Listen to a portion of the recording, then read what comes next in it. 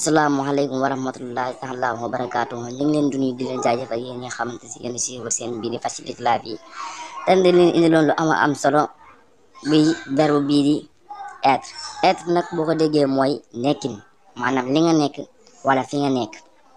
maanaam li nga nekk wala fi nga nekk je suis un policier man policier la je suis dans ma chambre maa ngi sama biir nekk dañ leen njëkk a wan ak personnage yi mooy maanaam bi si njëkk mooy je mooy man bi ci topp mooy tuy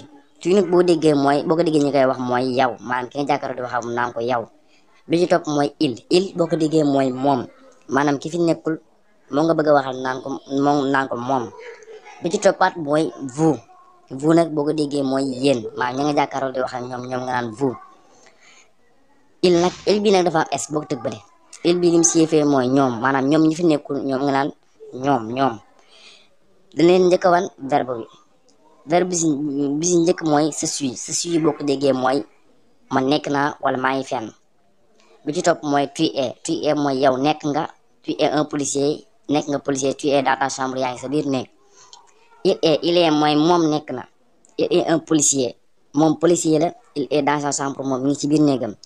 yooyu dañ leen ko jox pour exemple rek bi ci toppat mooy nous sommes boo ko déggee ñu koy wax mooy ñun nekk nañu maanaam ñun nekk nañu fenn wala nekk nañu leen bi ci toppaat mooy vous êtes boo ko déggee ñu koy wax mooy vous êtes mooy yéen nekk ngeen maanaam nekk ngeen li ngeen nekk wala fi ngeen nekk bi ci toppaat mooy ils sont mooy ñoom nekk nañu maanaam ñoom nekk nañu fenn wala nekk nañu leen ils sont dans leur maison ñoom ñu ngi seen biir kër ils sont des policiers ñoom ay policiers leen